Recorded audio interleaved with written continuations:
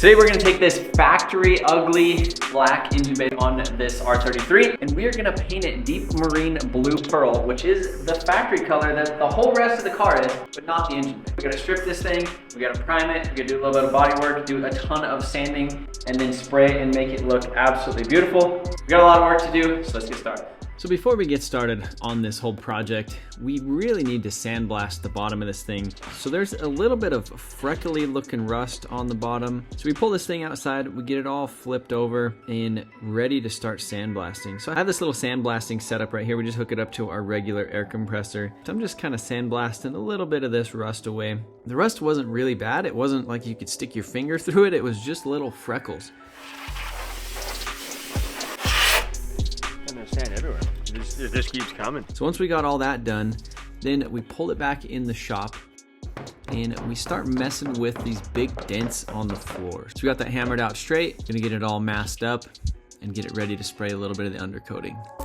If you're a car guy just like me, well, that means you like parts. This month for our VIP giveaway, we're actually doing a $3,000 shopping spree on motionautoperformance.com. So all you gotta do is join our VIP membership for as little as $10 a month. You get access to our VIP community, tons of bonus entries into our normal giveaways. And again, our VIP membership is getting entered for this $3,000 shopping spree on motionautoperformance.com, where you can get some awesome parts like this. You could get an NRG steering wheel, a Garrett turbo, Canon air filter, as well as 200,000 other parts on the website. So join our VIP program, motionontv.com, and join the community. We got a community on Facebook. Join. I appreciate you guys watching this little ad. Let's get back to work.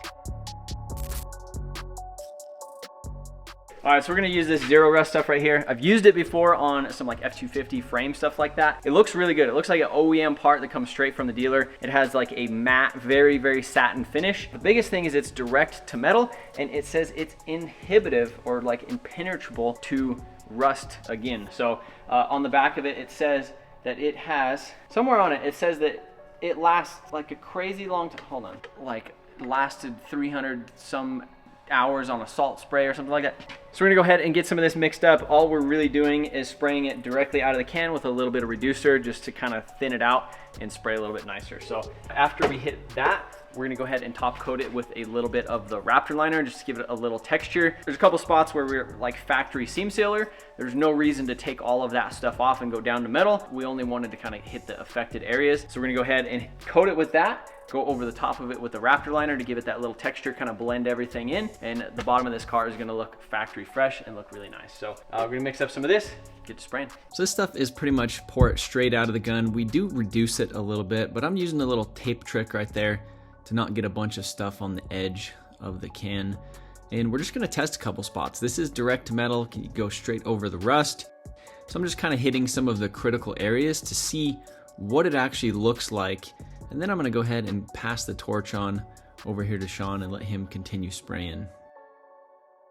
Like do this right now, and then we might flip it over to do like that one. Do it this way as much as you can, top and bottom, then flip it. That way you see the other Yeah, angles. that's why you see both sides of each fella. Yeah, I like that. Okay.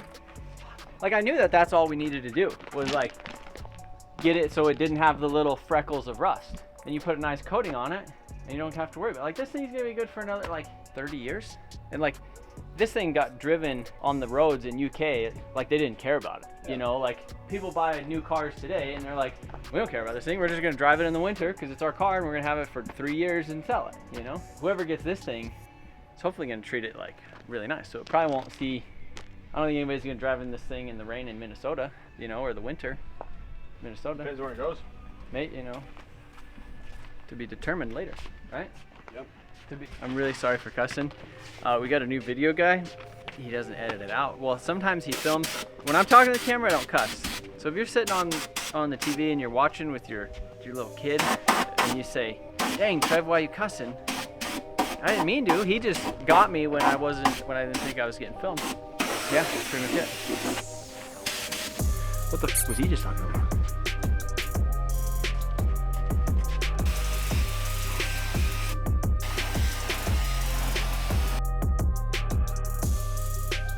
What a lot of you guys don't know is that I'm actually the one that taught Trevor how to paint. So, you know, he has that little trick with the tape on the thing. I showed him that. You know, he has his different hand techniques, air pressure adjustments. I taught him that. Don't let Trevor fool you guys and act like he's went to paint college and learned about all the painting pros and tips and all that stuff, because your boy, I taught him everything he knows. He might not admit to that, but it's the truth.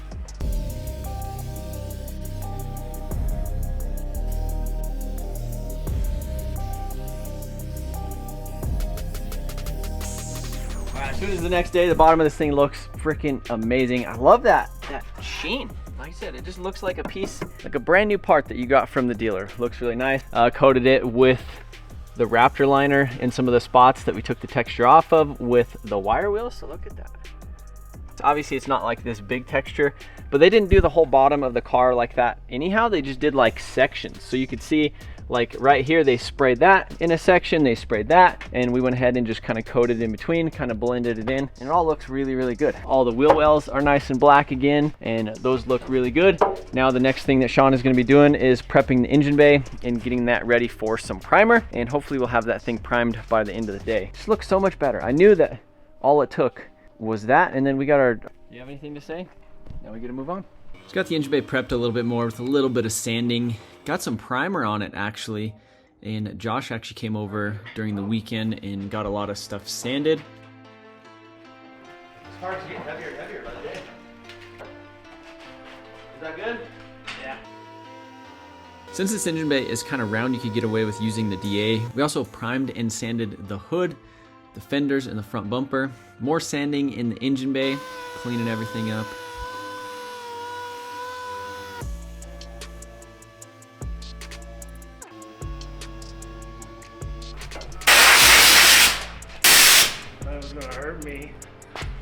Pulling this thing in the booth because now we are finally getting ready to paint it. So we're gonna go ahead and blow out all of the dust, get this thing wiped down with some wax and grease remover, get it ready for some seam sealer as we removed all that. So this is a 1 part or a 1K seam sealer, so it doesn't have any hardener in it, but I'm gonna go ahead and do a little test on the back of the engine bay right here. I didn't like how it looked at all, so we ended up deciding to go get a new setup. All right, so we didn't really like the way that the other seam sealer was working, so we ended up getting this stuff. This is high build self-leveling seam sealer. The high build, I don't know what to think about. The self-leveling, I think, is gonna flow out a little bit better and maybe look a little bit better, because I just didn't like how thick the other ones looked. So we're gonna go ahead right here, cut this guy off. Oh yeah. Little test.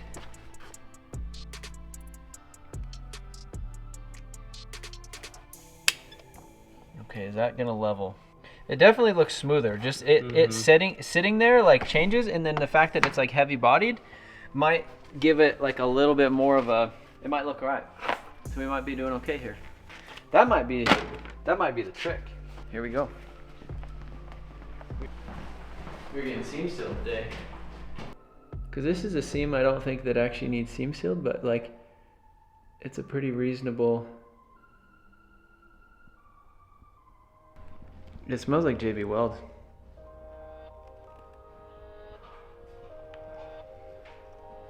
I think that this might be our ticket.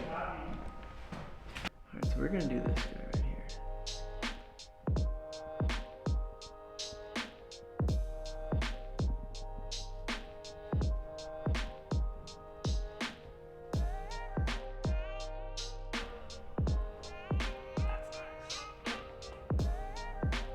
Hey, good. Well, I mean, Oh.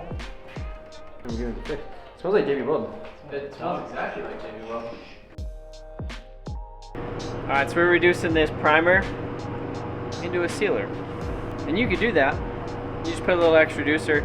I like using this primer right here as a reducer, just because it's direct to metal, so if there's any spots that you broke through when you're sanding, which typically we do. So yeah, direct to metal sealer is really nice, and let it sit for like 30 minutes and then spray it with the base coat.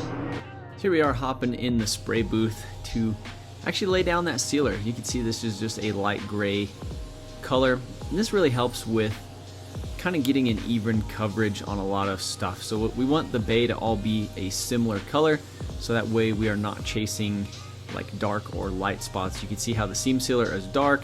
There's other spots where we sanded through, This direct-to-metal primer will actually go right over that stuff, seal it up so we don't have to worry about it doing any weird stuff under the base coat. Also, the base coat lays down really nice and even, and you're not chasing like a dark spot or a light spot with the base coat. Seam seal and everything looks really good underneath this, and with the dark color in the engine bay, it pretty much hides everything, and we'll get a nice OEM finish with that.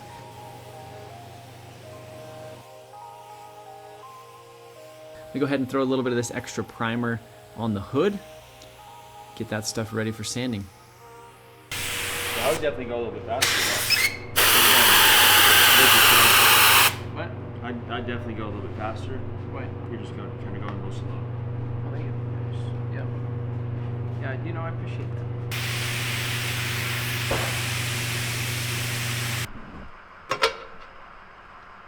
that. Ooh, look at that. All right, so here we are mixing up some of this deep marine blue pearl paint coat. It's actually a BN6, pretty rare for an R33, and it's actually called Starfire Pearl over here in the United States, and it was actually on the Nissan 240SX, some Nissan trucks, the R33 GTR, and it's pretty rare to actually have it on an R33 GTST. So using the old paint tape trick not to mess up the sides of the paint can, because that always sucks when you go to pour paint out of it a year from now and the lid is stuck on it. So testing out some stuff on the gun, making sure my spray pattern is nice. Got my light with me. Gonna go ahead and hit some of these sections first. Double check everything. It's looking really, really good. This is, the paint straight out of the gun just looks so nice. It's one of my favorite parts of actually painting is the first layer of color. Sometimes you get a little sketched out because it looks a little bit light, but as you go over it, normally on the third coat is when you get the full coverage. Second coat usually looks pretty good, but third coat is typically where you achieve the full coverage. Hitting the top of the rails, you won't really see those are under the fender, but I think it always looks really nice when you have the fenders off or when you're in kind of the build stages. It's pretty satisfying to see everything glossed out and looking really nice. As you can see, that seam sealer, now that we have a little bit of color on it, it pretty much looks factory.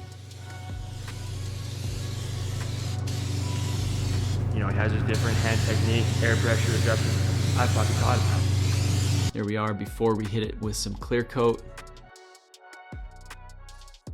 Alright guys, we're gonna interrupt this video for a quick little marketplace break. Now I have a couple questions, so take a look at this. Here is a set of radiant tube heaters. Take a look at that.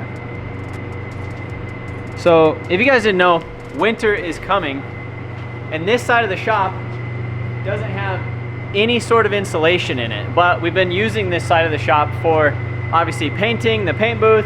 We got cars, we got the dyno, we have the eBay section over here, so this is where we take all the pictures for the eBay. On the other side of the shop, it's fully insulated and we have the oil burner, which actually uses a lot of oil. And since we're not like a junkyard and we don't go through cars a lot, we actually have to like find oil to bring it here. So I was thinking radiant tube heater, you know, like that. We also don't have natural gas here, so I'd have to have a propane tank. But I'm curious, what do you guys think? Radiant tube heater, even though this place isn't insulated, how nice would that be in the winter? Because I feel like it heats and then it radiates and you're not wasting a bunch of like hot air that's just gonna escape out of the building. So I think that might be a good thing. Also, it'd be kind of cool to put it like over the paint booth to where it like heated it up. So maybe we have it at like an angle. Either way, let me know what you guys think. If you're a radiant tube heater expert, let me know if it's worked out for you, because I'm probably gonna be trying to do something within the next month or so, because winter's coming. Hey, you know what we gotta do? We gotta clear coat. What, how do I look? Now we're hopping in the spray booth again, hit this thing with some clear coat, trying out a different strategy, kind of starting from the edges, try to keep a wet edge and kind of do one whole side at a time, hop in the middle to kind of hit those. It's a little bit tough to see in the engine bay with this thing how it is because it's so dark, it's such a dark color. So as you can see me just reaching over that like a cat. Using the sunlight to see all of the edges and the cracks and crevices, making sure everything is wet and glossy. And I love it just looking all glossed out. So I can't wait to see this color out in the sun.